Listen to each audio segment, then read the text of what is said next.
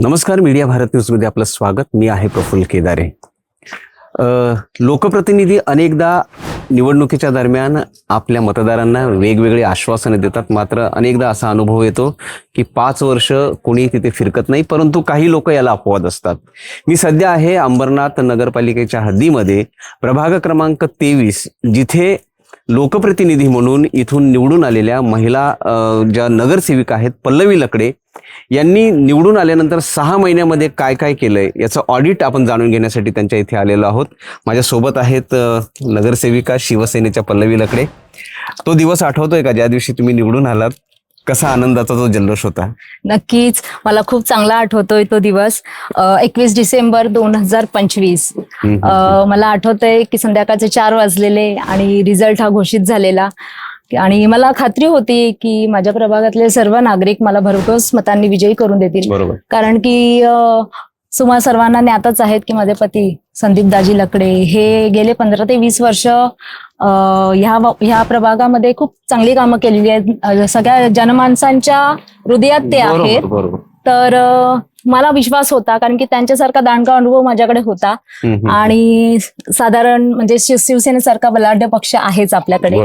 कारण की शिवसेनेचे मुख्य नेते एकनाथजी शिंदे, आपले सर्वांचे लाडके उपमुख्यमंत्री आणि खासदार डॉक्टर श्रीकांतजी शिंदे साहेब, ह्यांनी नेहमीच विकास कामांना नेहमीच प्राधान्य दिलेलं आहे. आणि जिथे शिवसेना आहे तिथे ही विकास कामं नेहमीच होत असतात. पण तुम्ही जाहीरनाम्यामध्ये जी वचनं दिली होते, म्हणजे आता सुरुवात आहे, 6 महिन्याचा कालावधी लोटलाय, तुम्हाला काय वाटतं त्या वचनांची पूर्तता करायला सुरुवात केली आहे का? हो, नक्कीच. 6 महिन्यामध्ये जनसामान्यांचे कोणते प्रश्न तुमच्या समोर आले आणि कोणता सोडवण्याचा प्रयत्न केला? सर्वात मोठा प्रश्न असतो तो महिलांच्या नजरेतून असतो, तो म्हणजे पाणी प्रश्न. मी जेव्हा निवडणुकीच्या काळात या प्रभागात फिरत होते तेव्हा मोतीराम गार्डन येथील महिलांचा हा खूप मोठा प्रश्न होता पाण्याचा, की त्यांच्याकडे 6 महिने झालेले पाणीच येत नव्हतं. दर दिवशी त्यांना 5-5 टँकर लागत होते. तर त्याचा पाठपुरावा आम्ही केला आणि आज त्यांचा हा पाण्याचा प्रश्न सुटलेला आहे. तर पाणी ही आपली सगळ्यांची अत्यावश्यक गोष्ट आहे आणि ती मिळवण्याचा सगळ्यांना हक्क आहेच. तर त्या अनुषंगाने पाणी ही समस्या मोतीराम गार्डन मध्ये जी होती ती आम्ही सोडवली आहे नक्कीच. शिवाय मी एक कमिटमेंट म्हणेल त्यांना दिलेली होती की सीसीटीव्हीचं प्रयोजन करायचं होतं. कारण की प्रभागामध्ये चेन स्नॅचिंग, दरोडे वगैरे खूप होत होते. निवडणुकीच्या काळातही खूप दरोडे पडलेले जागृत गल्लीमध्ये. तर सीसीटीव्हीचं प्रयोजन आम्हाला करायचं होतं. तर मला आठवत आहे 8 मार्च 2026 रोजी जिल्हा प्रमुख लांडगे साहेब आपल्या इथे आलेले, त्यांच्या हस्तेच मी ते भूमिपूजन करून घेतलेलं सीसीटीव्हीचं. आणि असे सीसीटीव्हीचं काम संपूर्ण प्रभाग तुमचा जो आहे तो सुरक्षित आहे. करेक्ट, पूर्ण सुरक्षित आहे आणि सीसीटीव्हीच्या अंडर आहे. तर ते एक काम मी पूर्णत्वास नेलं. आणि दुसरी गोष्ट म्हणजे निवडणुकीच्या काळात जेव्हा लांडगे साहेब इथे आलेले मारुती मंदिर परिसरात, जेव्हा आमची चौक सभा होती, तेव्हा मी त्यांच्या समोर इकडच्या नागरिकांना एक वचन दिलेलं होतं की इकडच्या नागरिकांना, कारण की हे आर्थिकदृष्ट्या दुर्बल घटकांचा मध्यमवर्गीयांची वस्ती आहे, तर ह्या वस्तीमधल्या लोकांना, लहान बाळांना छाया हॉस्पिटलमध्ये पलीकडे जावं लागायचं, वेस्टला. साधारणतः 30 ते 40 रुपये खर्च करून जायचं.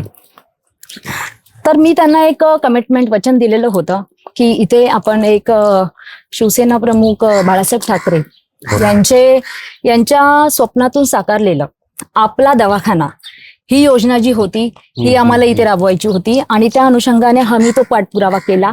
आणि माझ्या मते 8 मार्च 2026 रोजीच महिला दिनाचं निमित्त औचित्य साधून आम्ही लांडगे साहेबांच्या हस्तेच इथे ह्या आपल्या दवाखान्याचं आम्ही उद्घाटन केलं. आता छोट्या छोट्या आजारांसाठी म्हणजे इथल्या नागरिकांना रेल्वे स्टेशनचा क्रॉस करून जावं लागत नाही. इथे कसा प्रतिसाद मिळतोय? खूप छान प्रतिसाद आहे. मी म्हणेल त्या दिवशीच आमची जनसेवा आरोग्याची मिटिंग झाली. तिथेच सांगण्यात आलं की महिन्याला 293-295 असे पेशंट इथे येतात. क्या बात आहे. हा, तर त्याच्यामुळे भरघोस प्रतिसाद आहे. माझ्या स्वतःच्या घरातले सुद्धा आम्ही इथे येतो आणि खूप चांगला प्रतिसाद आहे. आणि गुण मेन बात म्हणजे आपण डॉक्टरांकडे का जातो, तर आपल्या आजारपणावर गुण चांगला मिळावा ह्याच्यासाठी मिळावा. उत्तम दर्जाची आरोग्य सेवा इथे मिळते ना. तुम्ही एक दुसरंही वचन दिलं होतं की इथल्या महिलांसाठी यशस्विनी भवन राष्ट्रमाता जिजाऊंच्या नावे उभं करणार होतात. त्याचं काय स्टेटस आहे सध्या? बघा, राष्ट्रमाता जिजाऊ ह्या आपल्या सगळ्यांसाठीच एक आदर्श आहेत, प्रेरणा आहेच. कारण की मी नेहमीच माझ्या भाषणात पण त्यांचा उल्लेख नेहमीच करते.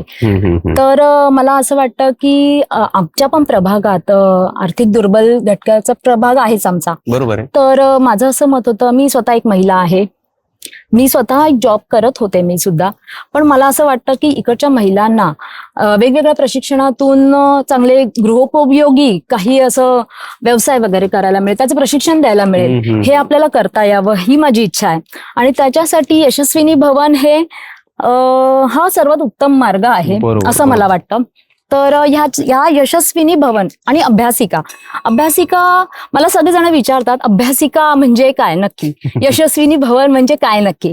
तर मला हे सांगायचं की यशस्विनी भवन म्हणजे एक महिलांसाठी उभारलेलं एक चांगलं असं बंदिस्त म्हणजे त्यांना आपण सर्व दृष्टीने सक्षम करू शकतो. आर्थिक सक्षमीकरणाचं ते काम करणार आहे. सक्षमीकरणाचं काम म्हणजे आमच्या प्रभागात मंगळागौरीचे कार्यक्रम असतात, हळदी कुंकाचा कार्यक्रम असतो, नवरात्र इथे खूप मोठ्या प्रमाणात असते.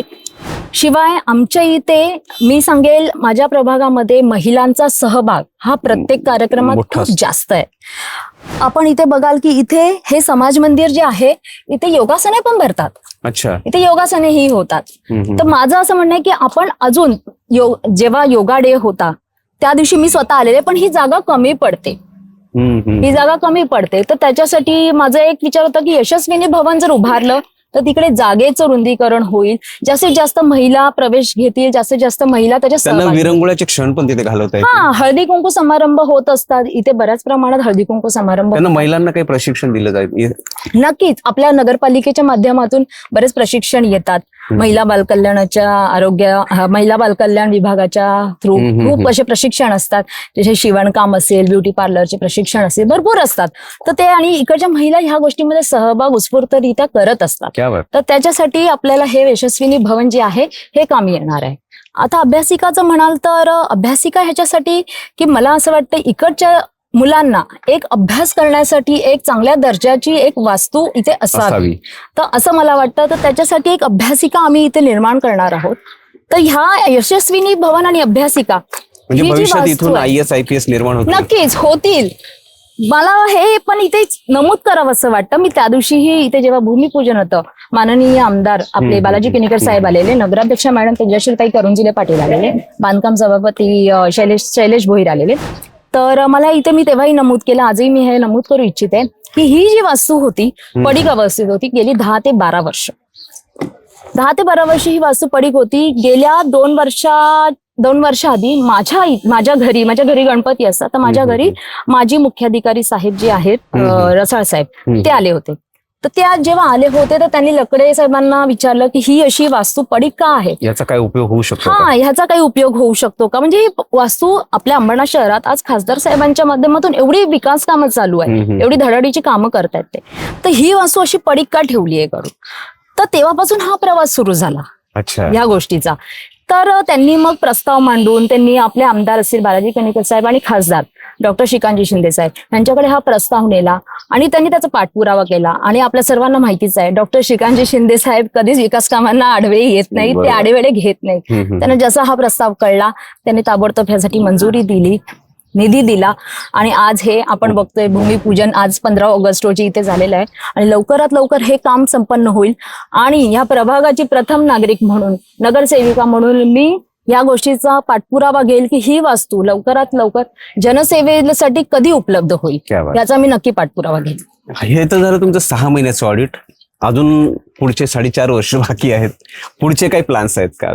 पुढचे प्लॅन्स बघा कसं आहे, मी आता जसं सांगू शकत नाही, कारण की कसं आहे जशी जशी वेळ जाते तसे तसे प्रश्न बदलतात, नागरिकांचे प्रश्न बदलतात. आणि माझा नेहमी हाच प्रयत्न राहणार आहे की नागरिकांच्या वेळोवेळीच्या प्रश्नांना मी तिथे ठामपणे उत्तर देण्यास मी हजर राहील, मी त्यांचे प्रश्न सोडवण्यास हजर राहील. याच्यासाठी मी नेहमी प्रयत्न करणार आहे. कारण की जनमानसामध्ये आज अशी प्रतिमा आहे की नगरसेवक काही काम करत नाही, तर मला आधी ती प्रतिमा काढून टाकायची आहे.